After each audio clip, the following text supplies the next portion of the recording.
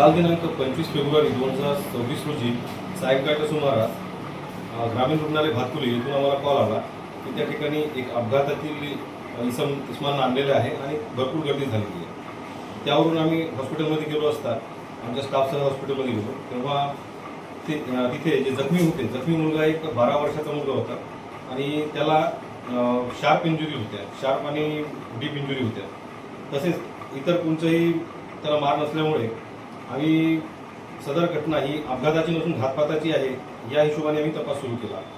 त्यामध्ये घटनास्थळी सर्वप्रथम जाणारे त्या जखमीचे वडील होते आणि त्यांचं म्हणणं असं होतं की ते ठाम होते ते आपल्या म्हणण्यावर की सदरची घटना ही अपघाताची घटना आहे। माझा मुलगा आणि माझा पुतण्या बब्बू, त्यांच्या मुलाचं नाव जिते आणि मुलगा बब्बू, हे दोघंही जण पाणी आणण्यासाठी बेड्यावरून बाहेर गेले होते।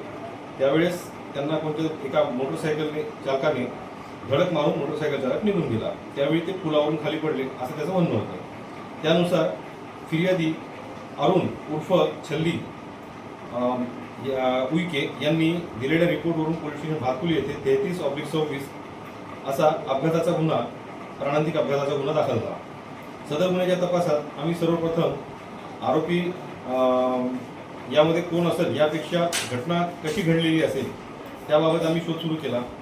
त्या अनुषंगाने आरोपीचे जे नातेवाईक होते, फिर्यादीचे जे नातेवाईक होते, फिर्यादीचे नातेवाईक आणि जे घटना सर्वप्रथम पाहणारे यांना एकेकाला विश्वासात घेऊन विचारपूस करायला सुरुवात केली।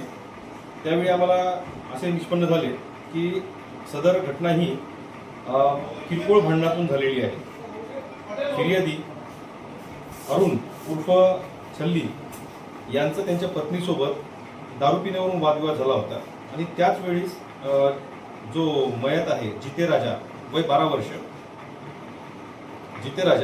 वर्ष आणि बब्बू हा त्याचा चुलत आणि मावस भाऊ, कारण जो फिर्यादी आहे अरुण यांचा भाऊ आणि यांच्या भावाला त्यांची साडी दिलेली आहे, म्हणजे दोघे भाऊ आणि दोन्ही बहिणी एकाच फॅमिलीमध्ये आहेत। त्यामुळे सदर म्हणजे बब्बूचे आई वडील तिथे बेड्यावर हजर नव्हते।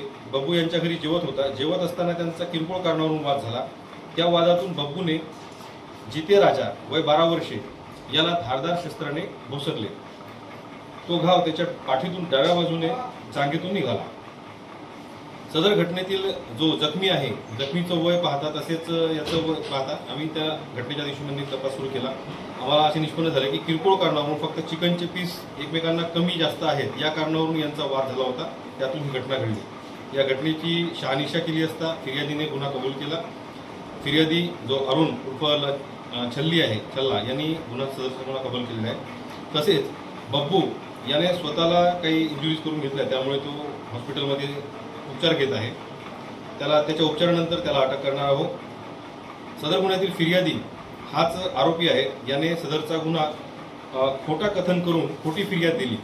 तसेच महत्त्वाचा जो गंभीर गुन्हा आहे, खुनाचा गुन्हा स्वतःच्या मुलाचा, तो त्याने लपवला, कारण एकाच परिवारातील एक मुलगा अगोदरच मरण पावला आणि दुसरा मुलगा त्याच गुन्ह्यात आरोपी होऊ नये, म्हणजे परिवारात आणखी वादविवाद वाढू नये याकरिता त्याने ते पाऊल उचलल्याचं तो सांगतो।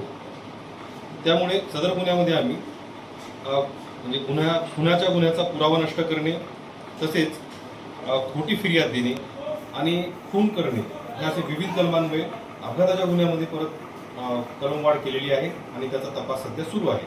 सदरची कामगिरी पोलीस स्टेशन भातकुली येथील पोलीस हवालदार प्रशांत यादव, सुनील पटेल, उमेश हरणे, विवेक मोहोळ, गिरी मेजर इत्यादींनी केली।